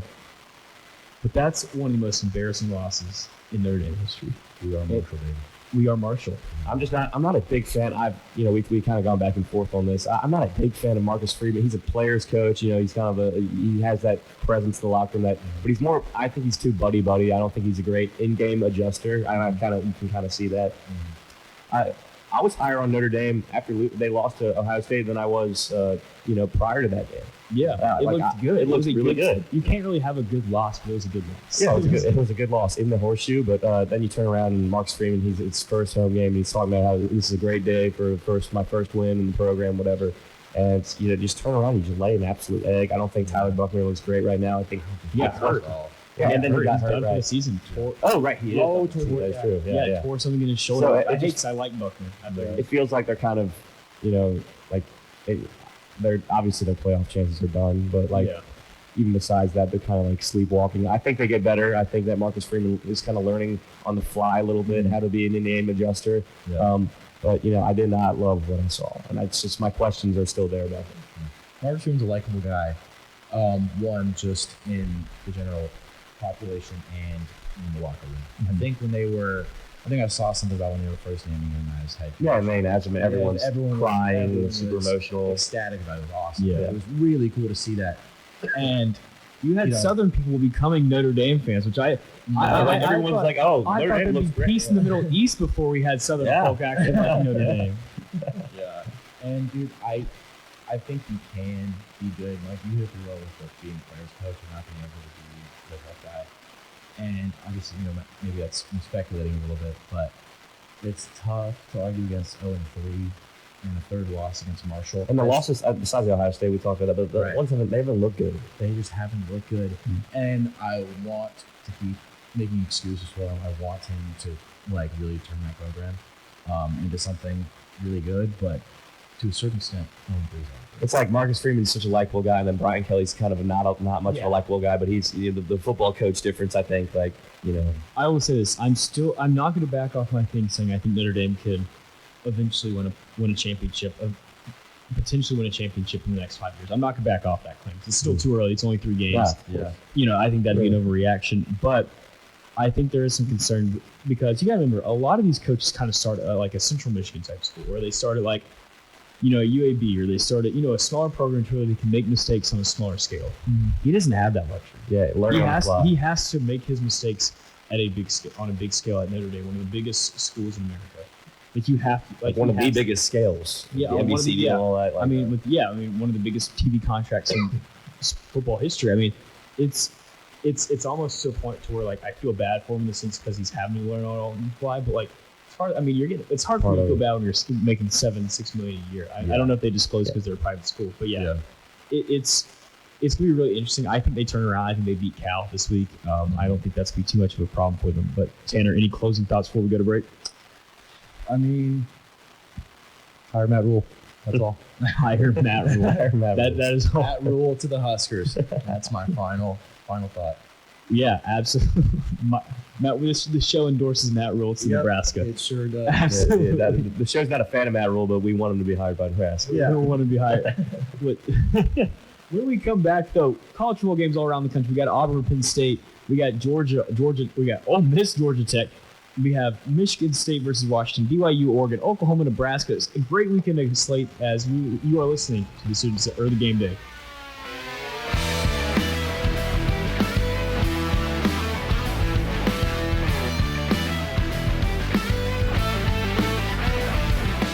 WVUA FM, Tuscaloosa.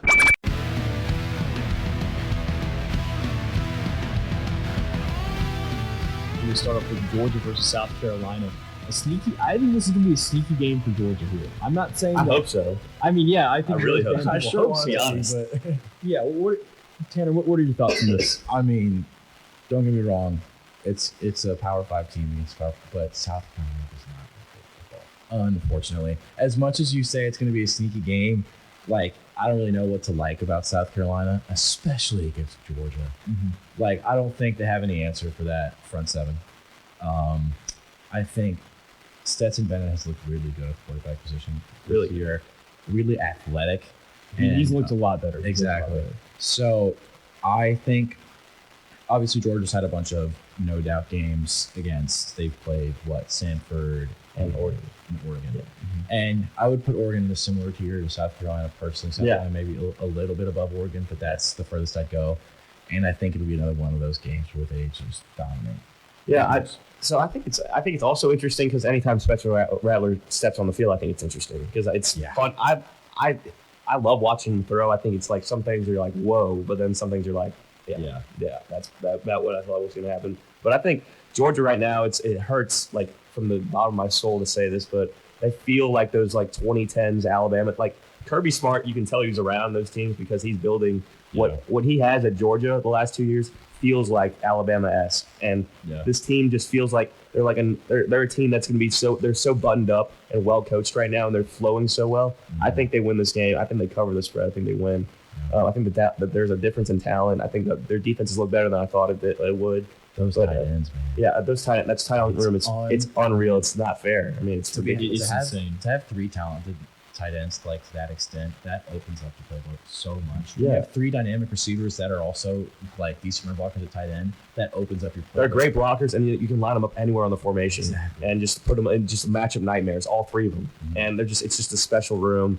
And I think that they've looked, Stetson Bennett, like you said, I mean, he looks really good. He reminds me. I don't even know what he reminds me of, but he last year I was like Stetson Bennett, whatever, man. I don't want to hear all the Heisman hype. The Georgia fans buy and sell Stetson Bennett like he's stocks, but he's looked great so far. I will say, I'm gonna be honest. So I was on the preseason hype about South Carolina. I didn't predict him to win the conference by any stretch, but I had him finishing second. Finishing second. I was fully bought into the whole idea of Spencer Rattler, and I think I'm probably gonna have to eat crow on that one. I love Shane Beamer, and I still love Shane Beamer so much. He's one of my favorite coaches in college football. Mm-hmm.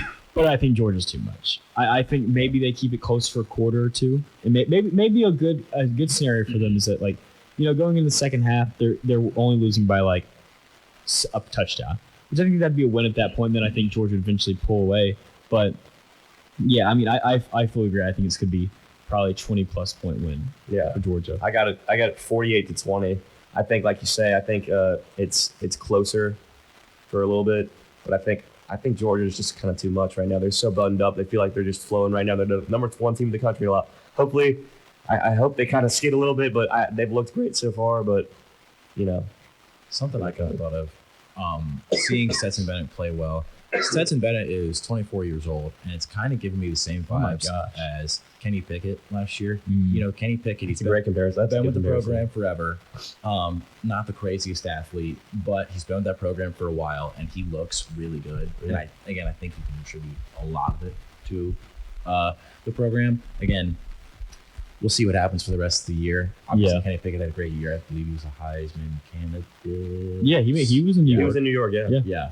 So I think it's going to be kind of one of those things for Stetson Bennett, and I still don't think I believe in him much as a prospect for that reason, because he's 24 years old and been with the program forever. In a stronger quarterback class this year, it's a really, really strong quarterback class after a super weak last year. A guy like Kenny Pickett would not be drafted in the first round at all. He'd be drafted in the middle rounds. Kenny Pickett barely got drafted in the first round. He shouldn't have gotten drafted in the first round. I did not like Kenny Pickett, but the same way, I think it's a good comparison for sure.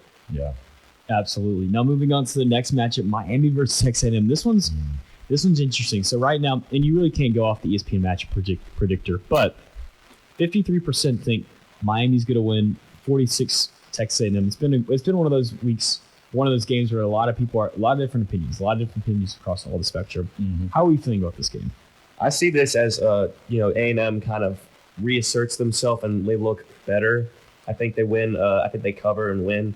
I think the spread's at 6 right now, I believe. Yeah. Max Johnson elevates the offense. He's a little better than Haynes King. And I think Tyler Van Dyke, who's also another, talk about prospects, he's also a guy who's rated high up there. I think he'll struggle against the real talent that Texas A&M has. I don't think that they'll be on the field for 40 to, the time splits won't be 40-20 this time. Yeah. I think the A&M looks a little better, and they start to, I think they're kind of due for a game where they look what they're supposed to be. Yeah, interesting. I think Jimbo Fisher needs to elevate the offense in terms of from a play calling standpoint, in that he needs to move away from the offense that it was in 2014. That was really good in 2014. You have to Jameis Winston. Yeah. Exactly. You have to move. The times have changed so much. Exactly. Plus, you have to remember he had a generational defense on that team.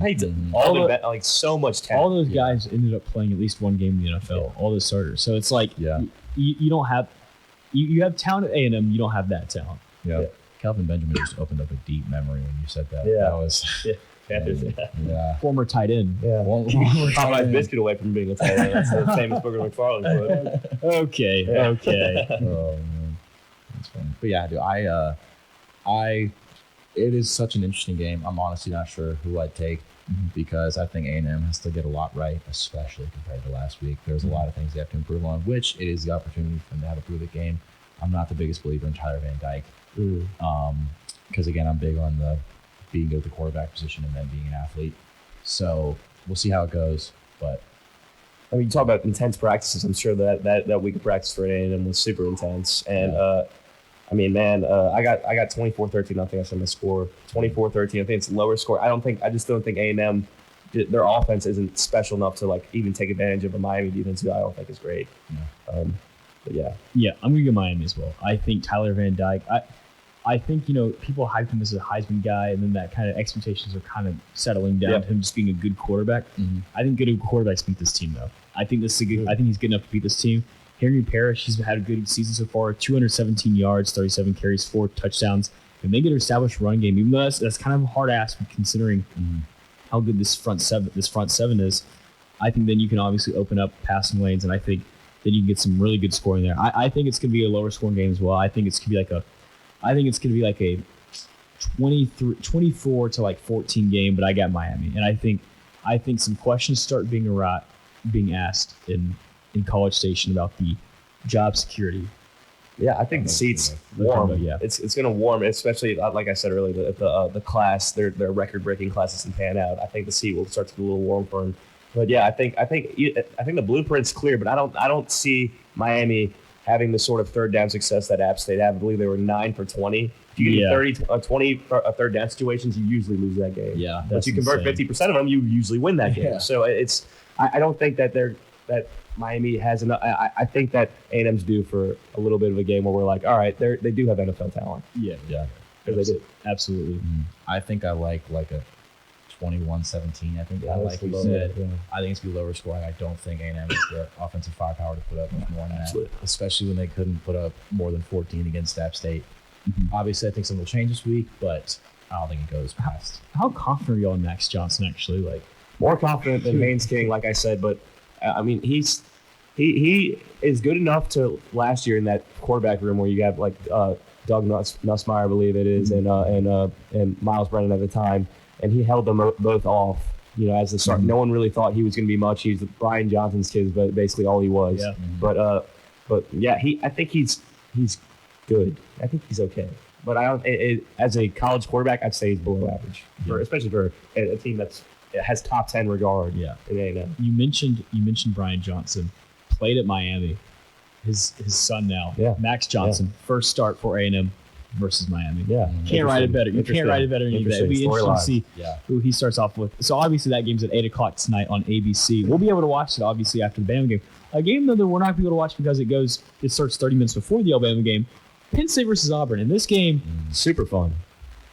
I'm just so intrigued. I want to get your thoughts first. Tanner, go. Yeah, this one's going to be fun. I think you guys were saying earlier how the presence of Nittany Lions fans is pretty apparent in Auburn. So I think that it would just make my days an Alabama fan. White out and Jordan hair. Yeah, white out. After they if you didn't know, if people listening, if you didn't know, Auburn teased that they were going to go like they changed their icon on Twitter to orange. They kept posting all this stuff about orange, and it's like they're saying, yeah, we're going to wear an orange face mask, but there's people like, oh, we're wearing orange jerseys. Like, it's confirmed, yada, yada, yada. Mm-hmm. They're not wearing orange jerseys. That would be something. Which is very Auburn-like, to just tease your entire fan base, something they've wanted for years now, and not do it. But sorry to cut you off, Ted. There you go. Very good. So, yeah, I one, it would make my day to see Penn State fans overtake Auburn fans in Jordan. Yeah, I hate that place. That would be awesome. But, two, I like Penn State in this game. I think they slightly have a better team. Not by a whole lot. I think it'll probably be like a field goal-ish type difference. I'm not sure what the spread is, but that's kind of where I think they got 2.5 right now. Yeah, I was about to say it's 2.5, which is like basically a Vegas toss-up. Like they don't know. Yeah. Like this game is like I said it to Peyton as we were walking in. Penn State is the Auburn of the Big Ten. They have the Bo Nix at quarterback of the Big Ten and Sean Clifford. And then Auburn's obviously just Auburn. Mm-hmm. So this matchup is just so intriguing because I feel like they're two very similar teams in terms of like expectations. When it comes to coaching, though, I think James Franklin has the edge. And it's not I like James Franklin a lot. I see this game. As a close one. I think it's a fun game. Yeah. I think Sean Clifford. You talk about. I think the theme of this year, said going into it, is for college football is like continuity. The teams that have the continuity will look better than the teams that don't. Obviously, I think USC's kind of proving me wrong right now. But I still think Sean Clifford is better than Bo Nix. I think he's less up and down. Maybe the ups aren't as high, but the lows aren't as low for sure. That's very and I think Auburn kind of looks like a mess with no identity. I don't think Tank Bigsby's look as good as I thought he would. Yeah. I like Penn State slightly in this game. I'll just give my score. I'll go 28-24. I think it's close, but I think Sean Clifford finds a way to pull it out in Jordan Hare. Mm-hmm. I like that. I think we said that I think Sean Clifford has the coaching edge over Brian Harsin. I think a lot of people have the coaching edge over Brian Harsin. Yeah. Maybe that's just me. I'm not the biggest Brian Harsin fan, but I think it would be, again, so like you said, somewhere in the realm of the 28-24. I think it would be a fun one, not too high scoring, but a good football game. Exactly. I want to talk to you about the quarterback situation in Auburn, though, because obviously TJ Finley's been their guy, but they're not doing so great. So 279 yards, 1 touchdown, 3 interceptions, and I believe he has a rushing touchdown put on that. Mm-hmm. But obviously the other guy's Robbie Ashford, a guy who went to Hoover High School. I've seen play multiple times, very good player, but they're kind of going with like a 2-quarterback system in a sense, where you're getting some packages for Robbie. Do we think that they should just commit to TJ, or do you think they should commit to Robbie because Robbie isn't the best passer? He even had a pick. I think he had a pick or two versus they both had a pick versus San Jose State in a 24-16 win. Yeah. I mean, and Ashford looks like he looks like a good athlete. I don't think Finley slimmed down, but I don't think he's a very good athlete. He's on stilts. I think, I know. I think I think the leash is getting a little thin for Finley. I think that at a certain point, Harson's going to turn to another guy. And I think, Calzada's obviously back there. It's a name that Alabama fans know, obviously. Yeah. But I think, like you said, Robbie Ashford, I think it's interesting. If you put him in, it's more of like a game planning advantage, I'd say. Mm-hmm. Yeah. I think the next 3 games for Auburn dictate so much what the season's going to look like. Yeah. Penn State, Missouri at home, and then I believe they go to LSU. Yes. And the LSU goes to Auburn. Right, and the rest of their slate after that is brutal. Tough. Brutal. And I've always said Auburn is one of the hardest jobs in America because your schedule's insane, your recruiting's insane. You have to go against Saban, Kirby Smart every year. I mean, that's 2 losses right there, plus A&M, which is usually, a little better than you. So 3 losses. It's just it's a really tough job. I will say this though. I think Penn State's a better team. I think Penn State has better coaching. I think Penn State has a better quarterback. I think Auburn wins. But Auburn wins. Yeah. And the reason why is because when you go to Jordan Hare, there's just something about it. It doesn't matter if it's the 84 Bears. I'm going to sound really old saying you could put the 84 Bears in there, and Auburn would still make it close because Auburn there's something different about being down at Auburn on the Plains. As someone who experienced the Iron Bowl last year there, first time ever. I've heard legends basically of how insane this place is. It is one of the loudest, most deafening places you'll ever be in your entire life, and that is a credit to the university. I'm not going to give the university, the students. Yeah. It's credit to the students and just kind of the culture they built there with that fan presence. I'm going to say a 24-17 win. I don't think that's far off. I think you're right in that sense. I think the Jordan Hare thing. I think they could be 0-7. They could have no SEC wins and go into the Iron Bowl Jordan Hare and still make it close. Yeah, I mean, you look at 2009. 2009 Auburn was about a 7-5 team, never very good. And then Alabama that was the Alabama 24. That was the first championship season for Saban at Bama. And that team, we almost lost that game. I mean, it went down to a Roy Upchurch little toss to the right from Greg friend of the show, Greg McElroy. So, yeah, I mean, it's going to be super interesting. I think Penn State's played in some rough environments. They played against, they play against, Ohio State. They play against Michigan. They play against, heck, even Iowas of the world that have just crazy atmospheres. But there's just something about Jordan Hare that's separate from all 138 college venues in America. I think it's interesting because Jordan Hare, it's like you could catch him on a bad day where they don't the students aren't as engaged, and you can get some bad team coming in. Exactly. Last week was like that. Right. Yeah. Exactly. Yeah. San Jose State comes in and makes it close because it was pouring cats and dogs. Yeah, exactly. They played for 4 hours because of a rain delay. Yeah. I mean, but once they commit to filling that stadium and selling it out, I think that's when the things get scary for the other team. Like that's when you can catch any team. Whether it's 2019 LSU, the 85 Bears, the freaking Bart Starr pack, anything. Not the 84, the 85 Bears actually. The 85, yeah, but no, that's a game that I'm so glad it's going to be in the press box covering the BAM game today, and so I am thrilled to have on the second monitor have that game because it's going to be that'll be fun. It's going to be. I'm so excited, and this is why I'm so glad that scheduling is going to this way of just like home and homes where you're getting we're getting some really good matchups, guys. Like Oregon versus Ohio State last year, great matchup. We're just getting some really good. I mean, Bama, Texas here. Bama's got Wisconsin in a few years. They're gonna be going to Wisconsin. Camp Randall. I don't know what I'm doing in my life and 2027, I'm going up. but I will be in Camp Randall jumping while we're in Crimson probably. Hopefully, we'll see. We'll see about that. Next game that we have to talk about. We got to talk about this Florida versus University of Southern Florida, USF. I'm excited to see kind of how Florida bounces back and Anthony Richardson responds. Kind of Tanner, you go with this one. I think that, again, I've said that I'm not the biggest Anthony Richardson believer before, but something about this game feels like he's going to have another athletic explosion. I think he's going to have another one of those games because, I mean, I think it's USF, I think, at the end of the day. And, they can be a sleeper program sometimes. I'm not a huge fan of them this year. They're weaker this year, I think, than they usually are. So I think it'll be another one of the Anthony Richardson, like they kind of not let him take the reins, but they let him have some fun out there. And I think he's going to have another one of those games. I always think Florida's going to win by, I think, a few scores. I'm not sure what my exact prediction is going to be, but yeah. I see this is interesting because Gary Bohannon, Baylor's quarterback, is USF's quarterback. So I think 24 points. That's the spread right now. It's 24. I think it's a lot because I think Florida's going to kind of look at. They're going to like take a deep breath and slow the game down. They're going to try to run the ball and get it going. Get Anthony Richardson moving in the pocket. That's when he's best. Yeah. We know that he's, like you said, special athlete. He's probably going to bounce back and play really well. I don't think Florida has. This is kind of my feeling with Florida going into this year. I don't think Florida has like sort of like the set, like buttoned up offense. I keep using that term, but like it's true.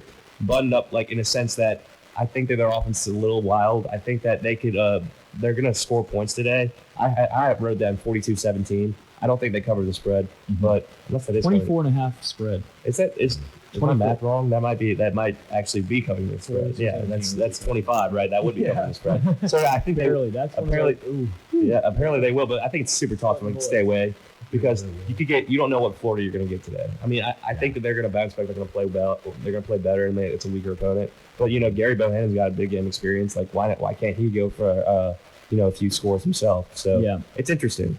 I will say this: the best quarterback on the field would not be wearing blue. No, yeah. I'm a big Gary Bohannon fan. If you actually look at their stats, he has better stats.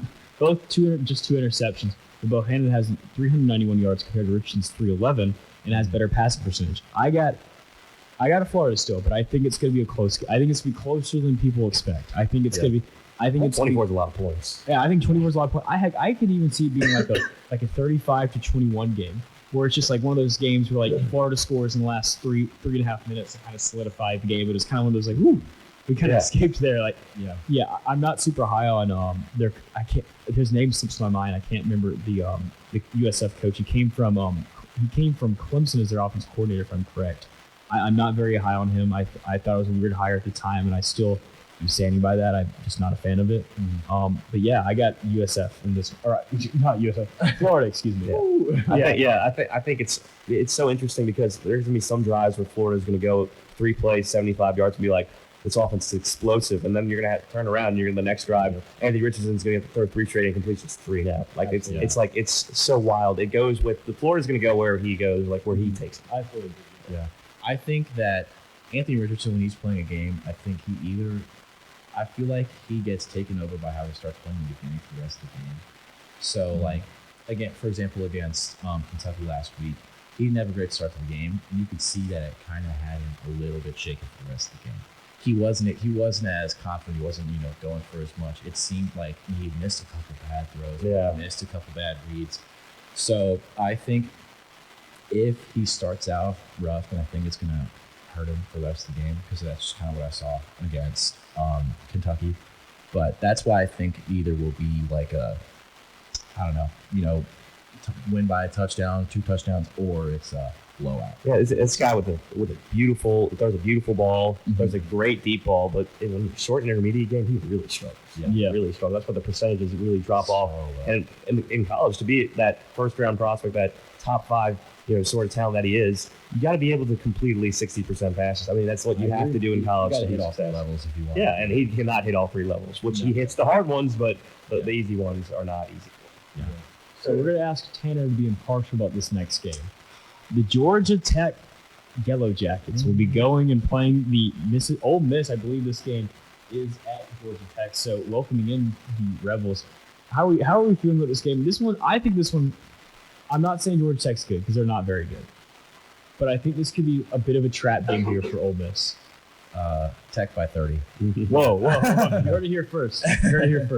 But yeah, I do see the trap game. Even, I know I'm a little bit biased, but even doing my best to not feel that at all, I do think it is a little bit of a trap game. It's just kind of, Tech does that every once in a while just because, especially when you have the offense that was that Paul Johnson's the wing T. triple option type deal. That kind of caught teams off guard because you don't even have teams obviously prepared for that. But obviously, not in that same boat and haven't been for years. But I think it will be one of those trap games. Maybe it's just me wanting good football, but I do think it'll be one that shakes them up. Yeah, I like Ole Miss this year. I like their offense. I like what I see in Jackson Dart and Zach Moss. That's a good little duo they got there. I think that's pretty good in terms of a backfield. But I think Ole Miss is susceptible to giving up points, and although I don't think Georgia Tech's offense is great, and since they moved to the spread, they've kind of they've struggled to acclimate. But I see Ole Miss. I got the game at 17. I think that's the spread, 17 points, which is kind of a weird number, but I'll go 42-24. So I do think they cover. Man, my math is really bad. But listen, we're communication. Yeah, we're in trust. Just full disclosure, I don't take a lot of math classes, but I think it's kind of an interesting one for sure because I think the Georgia Tech's quarterback's name slipped my mind. Jeff Sims. Yes. I like watching him play, but 2 years away from being that's what everyone says. But he's got some talent, so it makes things interesting. At home is also kind of cool for them. But bringing in Ole Miss, but I see this as kind of Ole Miss kind of asserting they're starting to feel themselves out. They're starting to sort of get into a groove this year because I don't think they're quite the same level as Tennessee and Arkansas right now, and I think they're kind of a tier below. But I think they start to look better. As the season goes on. One thing I think that will always be the difference between the thing that makes it hard to pick Tech against Ole Miss is always just the SEC difference in the offensive line and front seven. Yeah. If you have a clearly mismatched offensive line and or front seven, then you're going to win that game. If you can run the ball effectively with a significantly better offensive line, you're going to win the game. And the ACC just has always had that will for a long time. Yeah. And I think that's an advantage you can't even over when you're playing Tech. Yeah, I think one thing that's really interesting about this Ole Miss team is the running back room. I think they have one of the deadliest running back rooms in America. No one talks about. Zach Evans, former 5-star. I think it's Zach Moss. I meant Zach Evans. Zach Moss is the backup running back. And not doing very well because my buddy drafted him in one of the late rounds. James Cook has also been yeah. But obviously, this is not a NFL fantasy chat, but we will. we will. If you ask for it, we will give you our fantasy free advice for the people. For the people.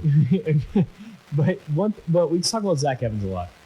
Quinshon Judkins, the freshman out of Pike Road, Alabama, went to Pike Road High School. I said it last year. I thought he was better than Emmanuel Henderson, who went to Bama. Yeah, 5-star guy. Quinshon Judkins ended up becoming, I think, around a 3 to 4-star guy. He's starting for him. He has 24 carries, 119 yards, and 1 touchdown. Kid's an absolute just freak of nature. Bama's probably. He ended up visiting. I think his final schools were Auburn, Ole Miss, and Notre Dame. I mean, some really high teams wanted him, but obviously he kind of stayed close and went to Ole Miss. I got Ole Miss winning this, obviously, but I think Judkins is going to have a bit of a coming out party. He had 191 yards last week, obviously, but that was against, I believe, I can't even tell you who they were playing last week. I mean, it was, to be honest, I think, Troy. Yeah. There you go. Little old Troy. Yeah, I have them winning. I still think Ole Miss needs to figure out their quarterback situation. I would go with Jackson Dart, not Luke Altmaier, but I like Jackson Dart kind of. It's hard to tell right now, but I think he's looked all right. I think he's looked better than Altmaier. I like Altmaier. I think he's better. He's just more the physical tools are much more there with Dart. Yeah, especially the cool last name for a quarterback. Dart. Yeah, you're not wrong. That is a sick last name for a quarterback. Yeah. But then we'll try to get some more in before the break. 7 minutes left in our hour. We have Michigan State versus Washington at 6:30 on ABC. This game is a complete toss-up right now for me. Yeah. I mean, the Lions minus 3.5 for Washington, but they have the predictor, the ESPN predictor, which is always 100% right at all times, has Michigan State winning 53% to 46% against Washington. How are we feeling about this game? It's so interesting because Washington's kind of ever since Gary Patterson left. Who was their coach? It was Patterson. Chris Peterson. Sorry, Yeah. get the two confused. Purple schools. Sorry, but I think ever since you kind of haven't seen Washington since the Jake Browning days. You make a lot of noise, but here they're your favored versus a borderline top 10 opponent. I think Michigan State wins. They pull away late. I have 20-30. It's a hostile environment. It's so interesting though. I'm not very my thoughts on this game are not I'm not super sure, but I think it could go either way game for sure. Mm-hmm. Yeah, I mean, again, it's a toss-up. I can't confidently give an answer on what I think is going to be it, or who I think is going to walk away with this one. I do like Washington. I do like Michigan. Unfortunately, I'm not a big fan of the Michigan offense. I think it's Michigan State. Michigan State. Yeah. I'm not a huge fan of the Michigan State offense, and it's again the game. You said the game is at Husky Stadium, right? Yes, it is at Husky Stadium. So again, like you said, hostile environment. I think Michigan State just pulls it out. 11 seed against them. I think it's pretty easy to say that, but Before I give my prediction, I will say this has just been not breaking news, but something interesting. We were talking about Nebraska earlier. Currently, the Big Noon Kickoff is there. And do you know who's on the Big Noon Kickoff? Oh, Urban Meyer. Oh, my gosh. Nebraska fans are chanting, "We want Urban." Well, that is weird. Who on earth wants Urban Meyer? After last year, such a bad write on him. I'm not going to put any comment on it. I'm just going to say that's what they are chanting right now. Interesting. I will say, Nebraska, be careful what you wish for because you are low-key selling your soul. They're asking for it. I think Washington wins in a big win. I think Washington. I'm very high on their new head coach. Coming from I can't remember his name. His name's slips my mind now. But coming from Fresno State, did a great job turning around that program. I'm not saying Washington's going to win the conference, but I think Michael Penix Jr. and so far had a rough season last year for Indiana. Really rough season. COVID year. Yeah, after an incredible COVID year, had an incredible diving touchdown in the end of the zone to beat Penn State. So far this season, 682 yards, 6 touchdowns, and 1 interception. I'm really liking this Washington team. Now, sure, the first game was against Kent State and the other one was against Portland State. So obviously it's kind of hard to take much weight into that. Yeah. But Michigan State won their first game against Western Michigan and Akron. So it's kind of one of those hard games because neither team's really played many, quality opponents. I got Washington. I think the home factor is real. That Husky Stadium's an insane place. They're going to show up. I think. It's so interesting because these two teams, they're kind of reminding me of what the kind of the future where college football is heading. They're both built off transfers kind of. It's kind of weird names you hear Jalen Berger's the sophomore running back from Wisconsin. Yeah, and then you got Michael Penix, which is a name that Indiana He's been playing for college football for 20 years. Exactly, and it's just kind of where the game is going right now. Yeah. With the two teams kind of built off the transfer pool. Absolutely. So predictions there, obviously.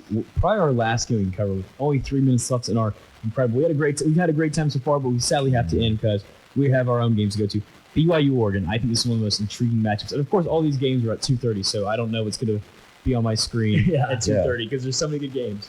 But it's a good game. BYU is projected to lose by the ESPN predictor, but the line right now, Oregon also predicted to win, and the Oregon is 1-1 against the spread this year, minus 3.5, so another toss-up. I am so intrigued because I really don't know how I feel with this Oregon team still. Because I think that's not a good litmus test. Georgia's the best team in the country. Mm-hmm. But I'm just so intrigued. How are you? I'm calling the shot at. I'm an avid Bo Nix kind of against. I don't believe in him, but I'm calling the Bo Nix sort of legacy game where he just goes off for some reason. I think he plays really, really well today and has one of those anomaly games where he and Oregon ends up pulling it out after BYU's kind of riding high off of a 2 a.m. finish last week. They go they go into Oregon's kind of tough for them. So I'll take BYU the spread, but I'll go Oregon 27-24. I think BYU may win this game. Call me crazy, but I think BYU has actually. I like BYU a lot. I think they've actually looked really good this year. Yeah, Darren Hall is a talented quarterback. Yeah, Guys, he had a great start to the season. Yeah. Excuse me. And BYU is an underrated front seven and offensive line. I think they have a really good offensive line in front seven. And obviously, Oregon, last time they played against a good offensive line in front seven, it was Georgia, and they are the best. Yeah, they're the front best. seven. So it's tough to compare that. But, if they do struggle the same way they did against Georgia, against a really talented front seven, then that could be a really bad thing for Oregon. Obviously, barring a Bo Nix legacy game. I just think it's going to happen for some reason. I respect the gut feeling, but I think I like BYU in this matchup. But it'll be fun. It's a super fun game. I have a Bo Nix legacy game happening. Yeah, but BYU wins. I think Bo Nix has like 3 touchdowns, 300 yards, but 1 interception that just ends the game. Like I'm talking about, like I want to turns around, tosses it behind his back. I'm talking about just dreadful. Oh my gosh, what on earth is he thinking? Type play. Yeah, I think that happens, and I think there's a minimum of 4 camera shots of his family watching the game and talking about how his dad is Patrick Nix and how Patrick Nix is 2-2 against Alabama. But to be serious, so I really do think this BYU team wins, even with a Bo Nix game. That's crazy. I think BYU. I think every day as days go on, the Big 12 looks like a freaking genius here, getting BYU. BYU's they're in a merger. Absolutely. Well, guys, it's 10 o'clock. Great show. We talked about so much. Great times. Yep. Keep it here. Obviously, all of our shows will be podcasted soon on Apple and Spotify, so keep it here live on 90.7 The Capstone.